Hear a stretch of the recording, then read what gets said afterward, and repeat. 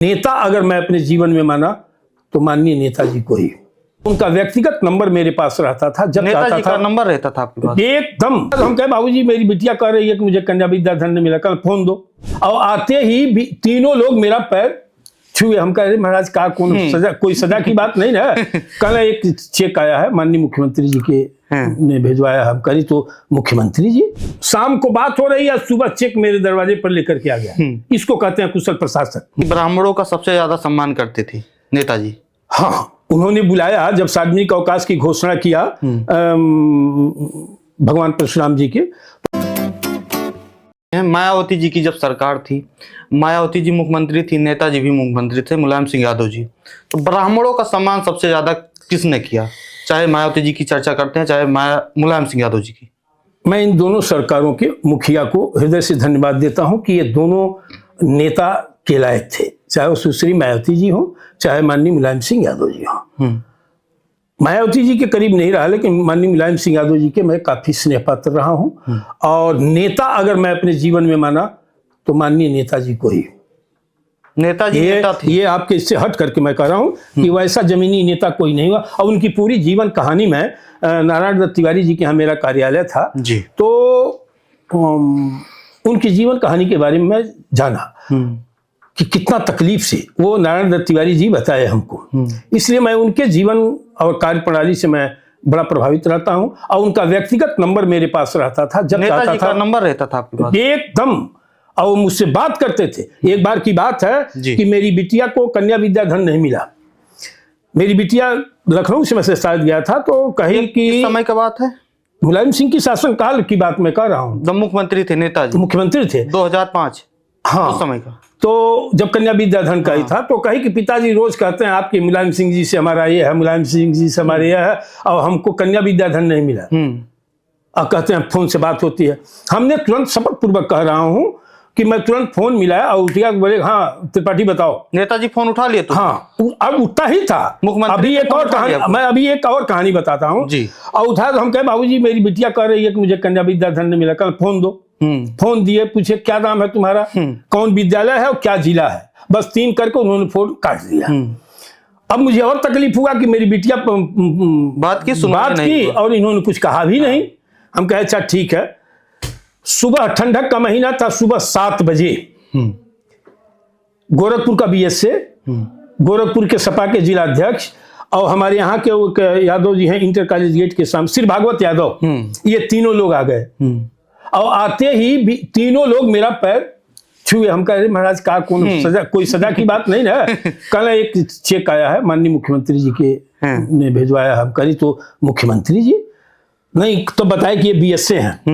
BSA आ गए थे आपके घर? बीएसए थे और जिला अध्यक्ष सपा के, उनका यादव था उस समय, देखे भूल रहा है। तो ये तीनों लोग आए। मेरे खुशी का ठिकाना नहीं रहा। सुबह सुबह घर पे प्रदेश का सीएम बात किया और शाम को बात हो रही है, सुबह चेक मेरे दरवाजे पर लेकर के आ गया। इसको कहते हैं कुशल प्रशासक। दूसरी चीज, एक बार मैं माननीय जगदम्बिका पाल जी के साथ गया था नेताजी के पास। मुझे नहीं जानकारी कि वहां ले जा रहे हैं। जब मैं गया तो हम कहे ये तो नेताजी का भी है। तो कहे हाँ, मुख्यमंत्री थे उसमें, इनके क्षेत्र का कोई काम था और ये भाजपा के लीडर है जगदम्बिका, और गए अपने क्षेत्र की समस्या को लेकर के। भाजपा के सांसद थे, उन्होंने 3 मिनट में इनके 4 काम किए नेताजी ने। तो ये परिचय हमको कराए कि ये राजेंद्र त्रिपाठी, कल मैं इस बदमाश को जानता हूं, इसको मैं कई बार कहा कि तुम सपा ज्वाइन कर लो, मैं तुमको मंत्री बना दूंगा। तो इसको ब्राह्मण की चिंता रहती है। ऐसे नेता थे माननीय मुलायम सिंह यादव जी, जमीनी स्तर के। भाजपा के नेताओं का भी काम कर देते थे, किसी का भी करते थे, वहां राग द्वेष नहीं होता था। अभी देखिए देश के हमारे माननीय प्रधानमंत्री जी, सत्र समाप्त हुआ, सारे विपक्षी दलों के साथ चाय पानी किए। यही होना चाहिए। अच्छा, मोबाइल नंबर आपको कैसे मिल गया, ये क्या किस्सा है? मैं मिलता रहता था, तो 3 महीने के बाद उनका 3 महीना 4 महीने के बाद नंबर वो बदल जाता था। तो मैं जाता तो नंबर बदल के आपको मिलता था कि नहीं 3 महीने के बाद जब दूसरा नंबर आ जाता तो आ जाता था। बहुत मानते थे हमको। और लोभी प्रलोभी होता, विकृत महत्वाकांक्षी होता तो मैं कहीं और होता। इतना वो उनका स्नेह पात्र में था। बहुत मानते थे। मंत्री भी बना सकते थे आपको। हाँ, कह तो रहा हूँ कि उनसे कहे सपा में कि मैं तुम सपा ज्वाइन कर लो, मैं तुमको मंत्री बना देता। अच्छा, आप ये लगता है कि ब्राह्मणों का सबसे ज्यादा सम्मान करते थे नेताजी। हाँ, उन्होंने बुलाया जब सार्वजनिक अवकाश की घोषणा किया भगवान परशुराम जी के, तो अपने आवास पर प्रदेश के सभी ब्राह्मण संगठनों के अध्यक्षों को बुलाया और भोजन कराया। मैं भी उसमें था, मैं भी भाषण किया था। ये कब की बात है? अब सन हमको याद नहीं है। मुख्यमंत्री थे। उसी 3 महीने बाद फिर वो मुख्यमंत्री पद से हट गए। अच्छा। पूरा हो गया उनका। तो उन्होंने कहा कि सैफई के देसी घी में ये भोजन बना है। सैफई गए थे आप लोग? नहीं, मुख्यमंत्री आवास पर। मतलब उनके यहाँ जो गाय और जानवर हैं, गाय भैंस, मुख्यमंत्री आवास में उन्होंने भोजन कराया। हाँ। उन्होंने कहा कि सैफई से घी आया है। मतलब जो पशु रखे थे उनके दूध का बना घी। हाँ, कहे कि ये सैफई से घी मंगाया हूं जिसमें ये भोजन बना है, और आप सभी लोगों को सैफई बुलवाऊंगा। और लंबे समय से प्रतीक्षित मांग भगवान परशुराम के जयंती पर सार्वजनिक अवकाश की आज मैं घोषणा करता हूं। राजाज्ञा जारी हो। और वो भी मैं फोटो नहीं, मैं आपको भेज दूंगा, आप देख लीजिएगा कि बड़ा सम्मान किए थे। अच्छा, नेताजी जब मुख्यमंत्री थे तो विपक्ष में भाजपा थी, बसपा थी, तो आप कह रहे हैं कि उन लोगों का काम कर देते थे। अभी भाजपा है, देख रहे हैं बुलडोजर चल जा रहा है और कोई नेता जा रहा है, उसकी सुनवाई नहीं हो रही। तो उस समय का दौर इस समय का दौर कैसे देखते हैं? बहुत अंतर है और अब अपनी अपनी सोच है। उनकी सोच व्यापक थी। नारायण दत्त तिवारी का मेरा कार्यालय था, 5 साल रहा, नेताजी वहां आते थे। तो नारायण दत्त तिवारी जी का भी मैं बड़ा दुलारा था, तो बुलवा करके मुझसे पीठ थपथपवाते थे और कहते थे कि बहुत मेहनती लड़का है। माननीय नारायण दत्त तिवारी जी मेरे बेटे की शादी में 24 घंटा रहे बड़हलगंज जा करके, और पूरे कुनबा के साथ गए थे मेरे घर पर।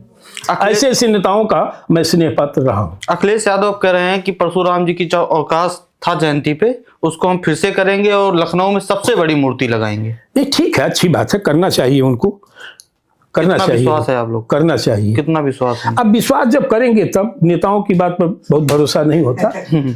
कर देंगे तो उनका स्वागत है। थे परशुराम जी का 2022 के चुनाव से पहले फरसा उठाए थे, बहुत बड़ा फरसा लगवाए थे। संतोष पांडे ने लगवाया था। अखिलेश यादव जी गए, उन्हीं के। हाँ, गए थे। यही है एक्सप्रेस वे। कितना विश्वास करेंगे आप लोग 2000? मैं नेताओं की बात पर कतई विश्वास नहीं करता जब तक उनकी क्रिया न दिखाई दे दे। हाँ, झेल रहा हूं। झेल रहे हैं। अच्छा, एक आखिरी सवाल पूछ लेते हैं आपसे। अखिलेश यादव आरोप लगाते हैं कि स्वजातीय लोगों की सुनवाई हो रही है योगी जी पे। लगता है आपको ठाकुरवाद पे जो आरोप लगाते हैं वो? योगी जी एक कुशल प्रशासक हैं, इसमें 2 राय नहीं है। और आरोप प्रत्यारोप तो रहेंगे। अखिलेश यादव की सरकार कल हो जाए तो लोग कहेंगे कि यादव मलाई खूब काट रहे हैं। मायावती जी की सरकार आएगी तो लोग कहेंगे दलित खूब मलाई काट रहे हैं, भले उसमें ब्राह्मण मंत्री कद्देवार बना दिए जाए। सतीश मिश्रा, ये तो आरोप, हाँ, आरोप प्रत्यारोप चलता रहता है। सतीश मिश्रा जी बड़े नेता हैं, महासचिव हैं, लेकिन आरोप लगेगा दलितों का चलता है। हाँ सर, क्या ब्राह्मण अपने अधिकारों को लेकर आर पार को तैयार रहे? एक भोजपुरी कहावत है कि केकरा पर करी सिंगार पुरुष मोर आन्हर। अगर हमारे समाज के वे जनप्रतिनिधि, सांसद, मंत्री, विधायक अगर इसे गंभीरता से लेते हैं और इसे अपना कोर वोट बैंक जानते हैं कि ब्राह्मण हमारा है, अगर वो तैयार हैं तो निश्चित रूप से भीषण परिवर्तन आ सकता है।